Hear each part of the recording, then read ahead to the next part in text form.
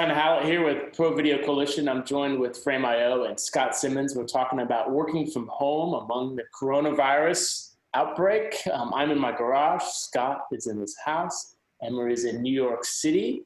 Right now, there's a lot of stuff to talk about. We're doing NAB at home. Scott, do you want to lead these questions off? I can, yeah. Emery, thanks for joining us.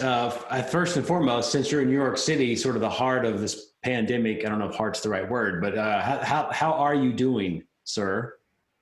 Well, thank you for asking. I'm doing well. I don't know what it's like to quarantine elsewhere, but we're all just staying inside. We have smaller apartments and a little bit less access to the outdoors, but we're able to get outside and still do runs and walks and biking and things like that. So we're just like everyone else. We're just taking it day by day and waiting for this to be over. You've got a good sized team working out of New York City, along with the rest of the world, I think. Has everybody been well and safe? And have you had any anybody on your team hit hard by the virus? We did, unfortunately, yes. We're 150 people, and we went into quarantine on March 11th, which was the day before my birthday. That's when we shut down the office.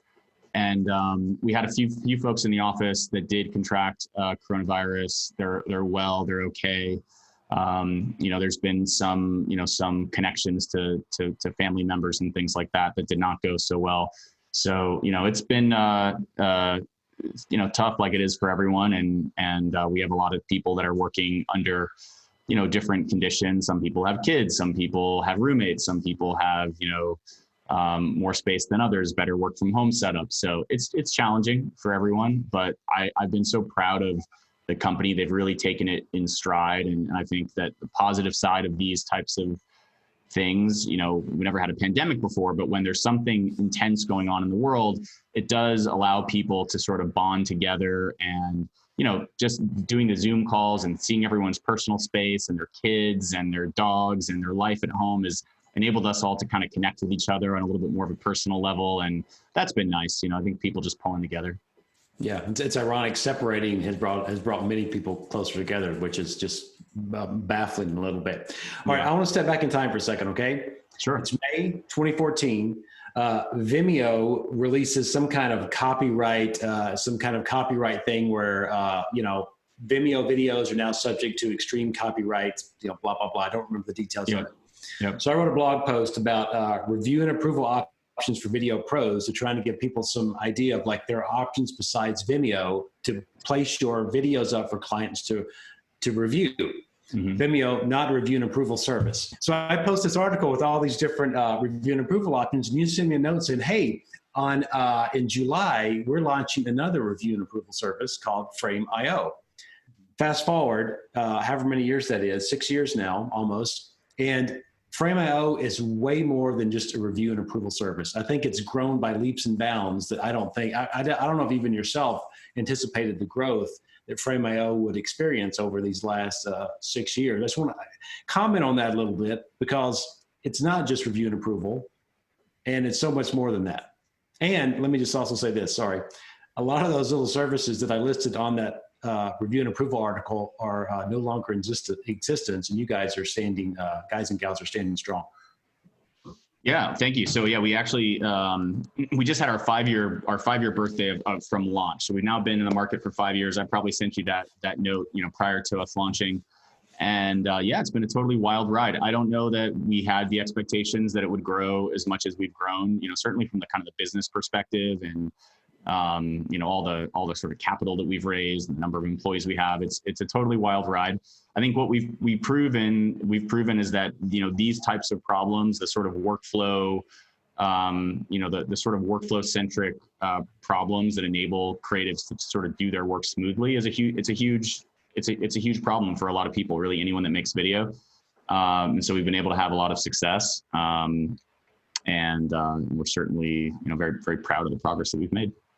Well, you yourself were an editor, and just kind of like a lot of us in a dark room doing the bidding of writers and directors and whatnot. And I think you probably saw the need for such a service and saw a gaping hole in the market where Vimeo and YouTube unlisted links were just not proper and not cutting it. So like what made you and your business partner kind of decide, you know what, let's jump out into this world, because it's not a small, it's not a small task to be able to launch even a small online service, especially back in, 2015 or 2014, 2015, that was even more work, I'm sure, than it is today to launch in any kind of online service.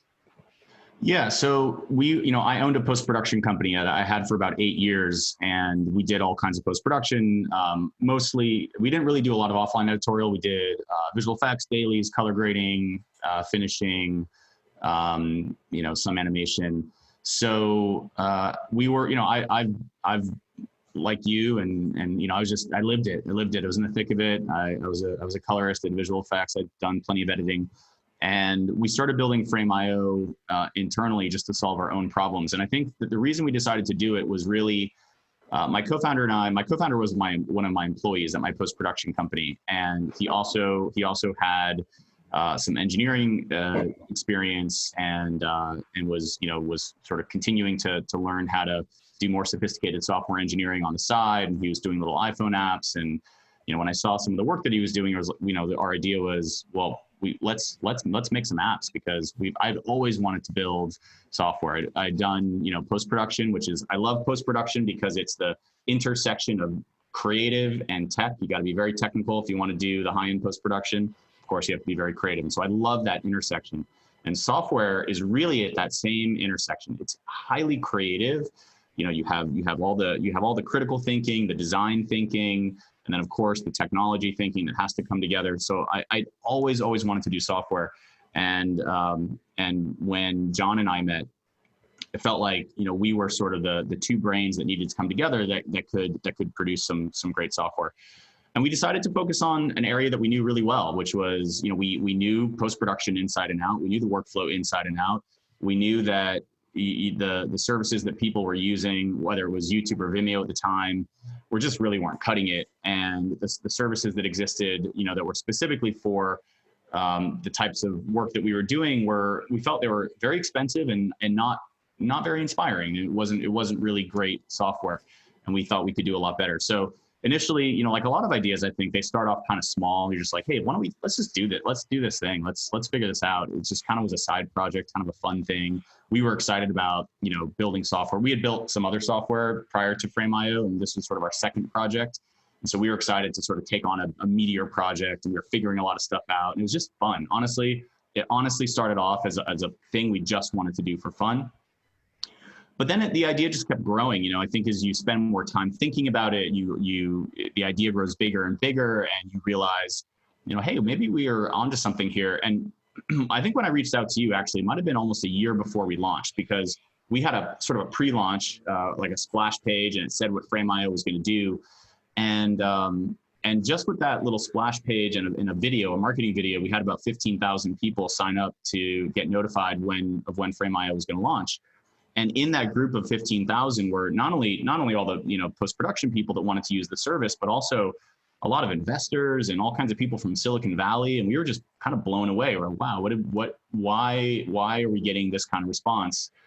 And I have a lot of theories of why we got the response. I mean, I think there was a lot of really good execution on that landing page, really good design, really good sort of viral mechanics to sort of get people to sign up. We had share on social and get earlier access and all of that stuff. We are on the front page of Hacker News, which is a big kind of Silicon Valley website that a lot of investors kind of troll and look for new products and new entrepreneurs to invest in. That pre-launch, which was a full year before we actually launched, we didn't think it was going to take us a year to get out to market, but it took us another full year to actually complete it. But there was so much energy and momentum from that pre-launch. We felt like, we should really invest in this. And after, almost 15, 16 years of doing post-production, 8 years of running my post-production company, I felt like this was an opportunity to try something new that was I'd always wanted to do, that was also still servicing the industry that I love so much, which was filmmaking and post-production. And so we just took a leap of faith and we said, all right, if we're going to do this, if we're going to really do it right, we got to invest our full time, energy, and focus into it. So I made the very difficult decision of shutting down the post-production company, which was my baby. I built it up from nothing. It was successful. It was profitable.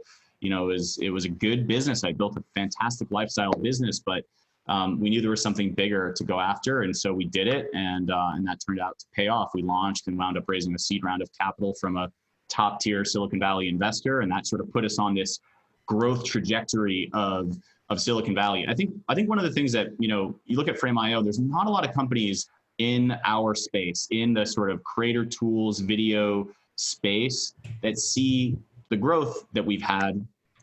And I mean, part of that is because we put ourselves on this Silicon Valley growth track. And there's so much support. Obviously, the funding is a huge part of it. And you have to have a market that you can actually then, capture the value if you're going to do that kind of growth.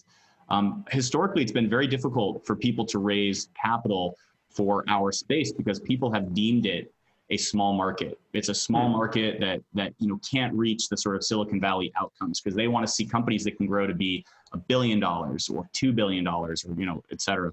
And we were able to tell a story that, hey, the entire world communicates in video, literally the entire world, and that's just growing. I mean, you look at, there's a whole generation of, the first generation in history right now is growing up with video fluency. What will that mean when those people reach the job markets? The people that are making TikTok videos today is literally the first generation that is growing up with video fluency in their everyday life. And we think that video is just going to continue to be the predominant medium to communicate. And a product like FrameIO, like of course we serve creatives, we serve people that are doing phenomenal stuff like feature films in Hollywood, but we also serve people that are doing, internal communication videos and different kinds of market, just anyone that's communicating in the medium of video. And so we've been able to paint, a pretty big picture that this is a gigantic market, and, solving these kind of core sort of business workflow problems is essential to anyone that's doing video. And we've kind of been able to prove that over the past few years with the growth that we've had. Yeah, I didn't realize that it was from when we wrote that article. A year later was the official launch, and as I was reading over that, it was sort of a reach out like, hey, we've got something pretty cool coming here. It's not quite ready just yet, but I kept updating the article a bunch of times over the several months after I published it. So I don't think anyone had ever thought about what is out there for quote unquote review and approval. Yeah. I think the growth has been phenomenal. I think you mentioned something interesting that you got in kind of early on this, but the fact you're focusing on the video market, and I don't think even in 2015, 2014, I don't think anybody realized quite how important video creation is going to be. From, you're right, the TikTok or the, even like my fifth grader doing like a little video for one of his classes, up to the world of feature films and the Netflix that is getting us all through this pandemic. It's just, I think you guys really got in at the right time. Plus you had a good product, which I think always helps, and it works well, and it's easy to use, and it's, it's well designed. It's got all the little stuff that I think a lot of services didn't have. All right, let's fast forward to where we are today. You guys have been doing some really good stuff in the world of the work at home, remote editorial, just the trying to get us through this pandemic time. Talk a little bit about what you guys have been doing as far as helping us through the world that we live in currently over these several, potentially many, many months. Yeah, well, we realized that when this was all happening, kind of, when it was starting several weeks ago, we realized that we are genuinely in a position where we could help people through this period because our product is a tool that enables distributed work. And obviously that's what everybody is doing right now, is more distributed work. And so for our existing customers, we thought, well, what can we do for our existing customers? What are going to be their pain points and their challenges? And we thought, well, with everyone working, from home, there's going to be just way more file sharing. You're going to have to depend on a tool like FrameIO to move more media around. And so we gave out a free 2 terabytes of storage to all of our existing users. That anyone could redeem. It was 90 days of 2 terabytes. It wasn't something we could afford to do indefinitely because that storage does cost money. But we felt like, all right, well, what's this period going to be, and can we help people kind of get through this period? So we offered that 90 days of 2 terabytes of storage for free. Well, let me ask a quick question. That when you made that decision, that's not something I assume where you can just log into the back end of FrameIO.com and flip a switch and say, oh, give everybody 2 terabytes.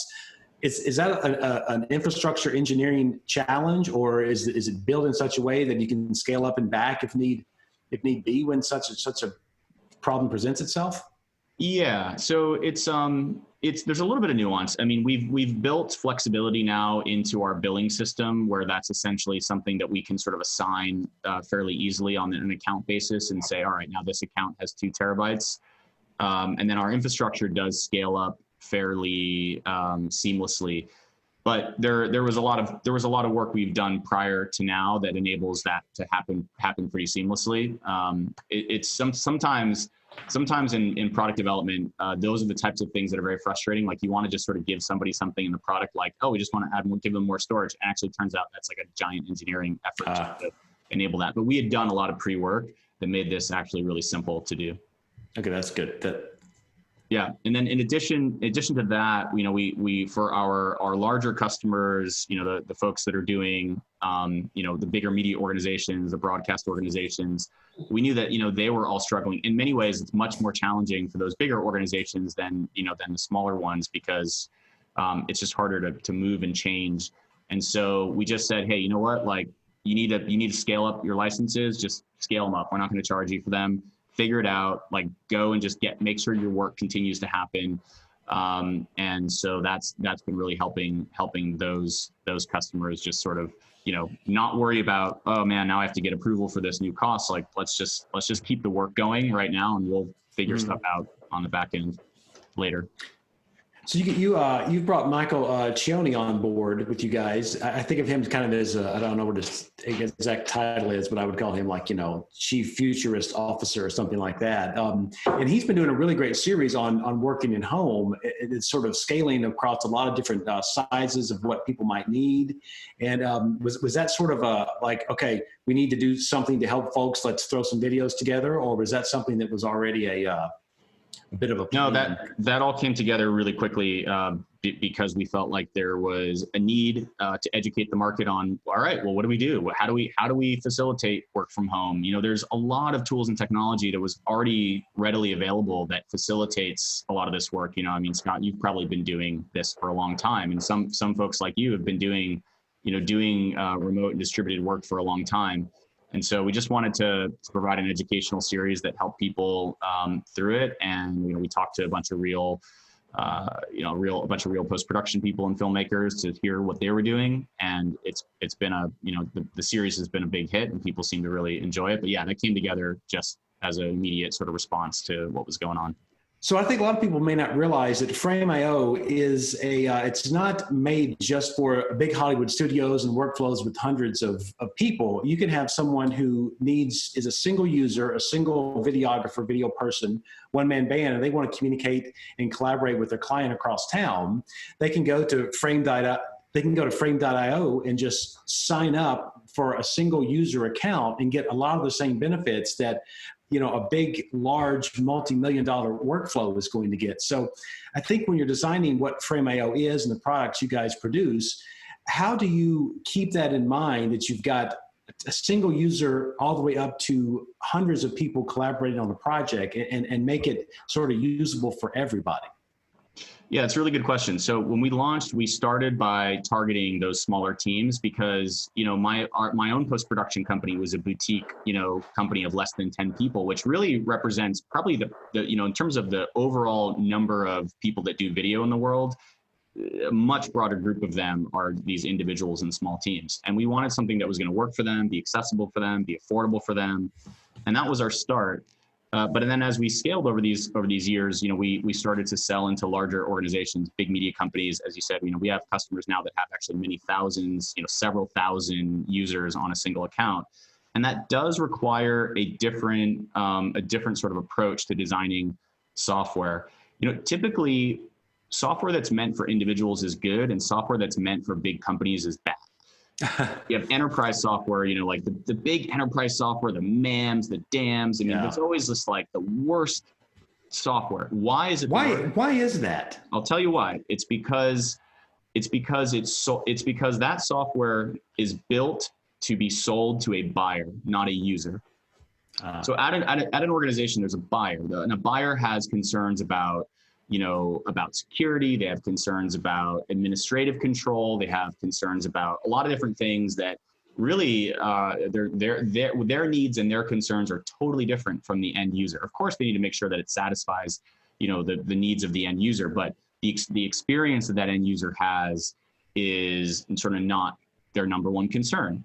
Whereas in consumer software, you, Scott, choose, am I going to buy this piece of software because it's great or it's not? And that's not someone else that's buying it and saying, here, Scott, now you use it. Mm-hmm. You get to make the decision based on how good that software solves, how well that software solves your problem. And that's generally the difference between consumer software and enterprise software. So we've wanted to ensure that even as we scale up to these larger companies, that we retain and maintain our kind of consumer approach to building software. And so one of our product principles that we have internally is something that we call user first. And that means it's user first versus sort of buyer or admin first. And the principle there is when we're thinking about a feature, let's solve the problem from the perspective of the user first and not even care about what, kind of the admin or the buyer is going to need. And then after that, we'll solve their problem as well, because we need to solve both people's problems. It's kind of like, in software development several years ago, there was this movement called mobile first, which was, okay, all of software is moving towards mobile. So rather than designing the desktop version and then thinking about the mobile version, we'll design the mobile version first, because if we're going to have a great mobile experience, we have to put our energy and our thought process into what a great mobile first experience is like. And then we'll back out and we'll figure out the desktop version. So that's the approach that we take, which is a user first approach. And we figure out how the experience is going to be fantastic for the end user. And then we figure out, all right, now what are the concerns for a larger organization? How do they control this feature? How do they admin this feature? How do they blah, blah, blah? And then, we just also have like a deep kind of design DNA that I think kind of differentiates our product. Well, I think that definitely shows. It's someone who has to use a lot of different services like yours on a pretty regular basis for different clients and things. You can tell sometimes when there's that bit of care put into sort of how it feels. And then I think feel is, again, I'm using air quotes, feel is a unique thing that you can't always just tell someone, oh, make this so it feels good. It kind of happens organically in a sense and through some trial and error, but you get a good feel when you're definitely using, all the FrameIO stuff. All right, speaking of products stuff. You would be very surprised how challenging it is to get the feel of software to be really good, because feel sounds sort of intangible, like, well, it's a bunch of things we can't quite define, but engineering is not that way. Engineering is very black and white. And so you have to really break down, well, what does it mean to make software that feels excellent? And now as we've scaled, we've been able to sort of define what that all means and what our approach to engineering needs to be for us to kind of deliver on that. We actually have another product principle, which was an important one for us to define as a company, which is how it feels is equal to how it works. And if those two things are not equal, you'll never have software that feels great, because of course your inclination is to always make it work first, but having it work doesn't mean that it actually is good to use. So we really try to think of those things as equals internally. So speaking of products, we have a new version of FrameIO here on the horizon, but perhaps have launched when we watch this video. Give us a little bit about what's coming. I think at this point in time, most people know FrameIO pretty well, and we kind of know a little bit of what it's all about. Is there some big new stuff coming? Any sort of like features you want to highlight? Yeah, even stuff that's already shipping that you can highlight those as well. Let's just give everybody a we have some great new features. So we have FrameIO 3.6 that we're launching, and our versioning system is sort of kind of encompasses sort of everything that we release, kind of helps give people a mile marker. But we have a new app actually that we're launching called FrameIO Transfer, which is brings all the sort of, we've always had this fantastic upload experience. It's accelerated. A lot of people, tweet about it and share their speeds. But downloading has always been a little bit challenging, because download right now is handled through the browser. And browsers don't do a great job of handling large downloads. They don't do a great job of handling folder structures, and they certainly don't do any of the acceleration. So we're launching a new app called FrameIO Transfer, and it brings you kind of all the things that you've gotten with the upload experience, which you can now download. So that means you could download an entire project that has thousands of files and nested with nested folder structures. You can also choose to download via an EDL or XML. So if you have a bunch of footage up in FrameIO, you can say download via EDL, and it'll download just the shots that have been specified in the EDL. So really great for workflows where if you sort of, especially right now, people are investing in like, all right, let's put the camera neg, let's put the camera original file up in FrameIO, let's do the offline edit. Now the online editor can pull down just the shots that were used in the offline via EDL or XML. Of course, it's accelerated, it's encrypted, it's secure. And this FrameIO Transfer app is going to sort of be our new kind of file transfer experience. It only includes download for now, and we're releasing it now because there's such a need given the changes with how people are working. Right. Over time, this FrameIO Transfer app will sort of replace our existing desktop app. So it'll have the upload, the download, the watch folders in this. And by the way, big news, it's cross-platform. It's our first cross-platform app, so it'll run on Windows and Mac. We get a lot of crap from sometimes not supporting non-Apple environments. But so let me ask you two quick transfer questions. So that app will sort of be like the hub on your machine for kind of all things FrameIO. I assume you can still do lots of stuff in the browser, of course, but if it doesn't replace the browser. It's the hub for file transfer. So you'll be able to file transfer. We as filmmakers, we deal with a lot of big, heavy files. They're huge. We have complex folder structures, and there's limitations to what you can do in the browser. Like we do support uploading folder structures in the browser. We do the acceleration, but we cannot handle the download in the browser in an accelerated form. So now we have this new app, FrameIO Transfer. It'll be the hub for file transfer, upload, download, watch folders. Gotcha. And I can hear the questions being asked now when you mention EDL or XML-based workflows. Is let's say you've got a 30-minute shot and you use 5 seconds of it. Is it going to be able to grab the 5 seconds with handles, or is it going to grab the whole entire file? It'll grab the whole shot for now. If it was grabbing, a section of it, then we'd have to introduce transcoding and things like that. Gotcha. For now, it just grabs the entire file. Gotcha. But I mean, what a great little workflow though for, because there are times when you do not need anywhere near the amount of data you shot for an entire shoot for, let's take like a 30-second spot, for example. So that's great. I love that. I love that concept. Yeah, it's a great feature. Yeah. So 3.6, any other? Yeah, a couple other big features. So we are going to now have folder sharing. Finally, we haven't had folder sharing in the past. So when you shared, you would select the items you wanted shared, and they would sort of flatten out. But now you'll be able to share entire folders with their subfolder structure, et cetera, which has been a very long-awaited feature. So we're excited to get that out. With that new folder sharing, we have a bunch of enhancements to sharing overall. For our enterprise customers that are very concerned about security. So we now have something that we call secure sharing, which you can specify the email addresses that will have access to these review links. So we've always had the ability to create these review links. You can send them out. Now you can lock those review links down by an email address, similar to how you would like in a Google Docs share. You could say only these email addresses can open this link. And with that, when you go through that flow, the recipients will now see everything you've shared with them in something we call an inbox. So this is fantastic for executive stakeholder review or a variety of situations where you have people that need to review stuff, but they just really need a focused, clean way of seeing. Okay, Scott shared these 5 items with me yesterday, and someone else shared these 3 items with me the day before, and I just have this very clean, email-like experience. We call it inbox, that aggregates the review links that have been shared with somebody. Oh, that's nice. So very nice. There are times you can have tons and tons and tons of review links. I don't think, in big projects, it can become just sort of like almost a spreadsheet nightmare in a sense where you're not sure who got what and where things went. So that's a great idea. Yep. So now that just sort of shows up in this kind of email-like inbox experience, and that's really nice.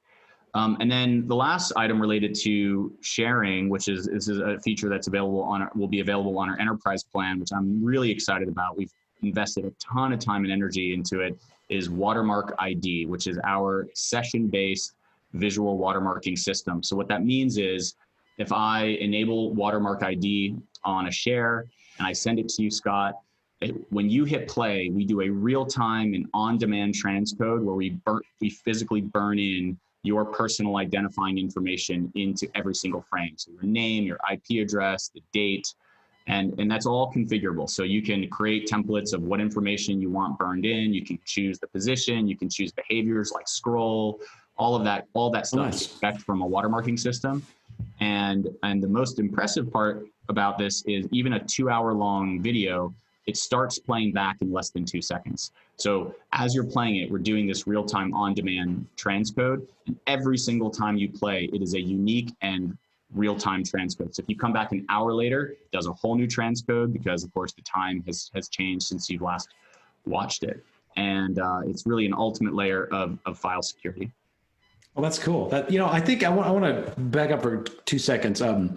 Give you a couple little anecdotes here. I was interviewing the folks from LUMA Touch about LUMA Fusion, and they were going over their new sort of offline workflow they're introducing, where they will use some of the FrameIO created transcodes that happen every time you upload a piece of footage to FrameIO to be able to do editing in LUMA Fusion.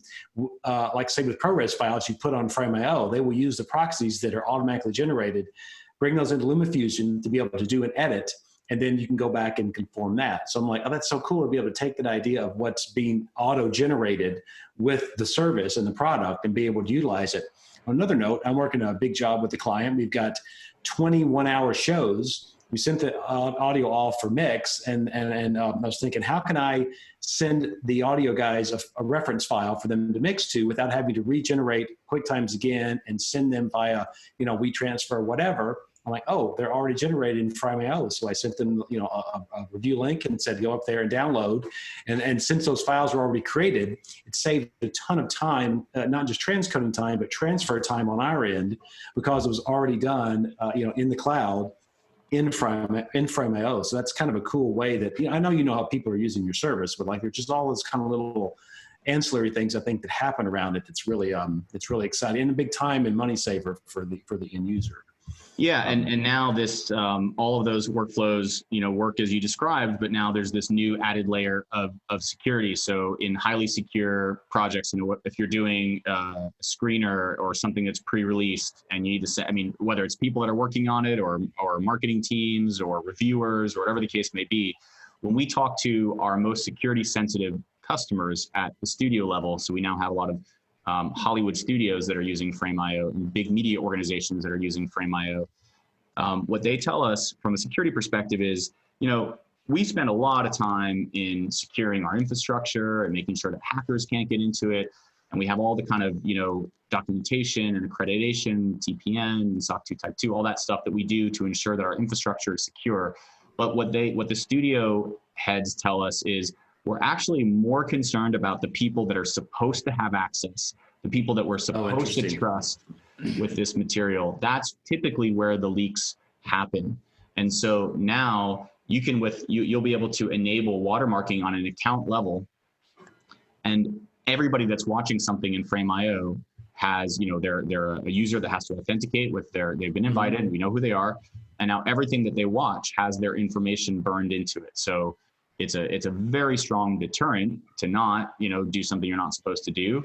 And we're pretty excited about it. It's a huge engineering lift to make this happen. As you can imagine, every time you hit play, we do a real-time transcode. I'm shocked that's impossible. Yeah, well, we were too, but it is possible. It's kind of like a live streaming architecture. So the way that you can sort of live stream, and it's, in a live stream, it's transcoding live. It's a similar architecture to that. So we're sort of using the video that's been uploaded as the live stream source and then kind of live streaming it with this information burned in. But, latency is a problem because a lot of live streaming solutions, the glass to glass is, 10, 15 seconds of latency.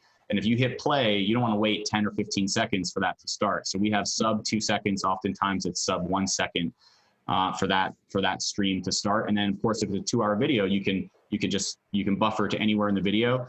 You'll get a 1-2 second buffer, and then it'll just carry on where it left off. So it's really cool. It's really fast. We're excited about it. We have another feature for our iOS app, which is offline mode. So now you can watch media offline. You can actually comment on media that's offline, and then as soon as your connection comes back, it'll just sync up all the comments.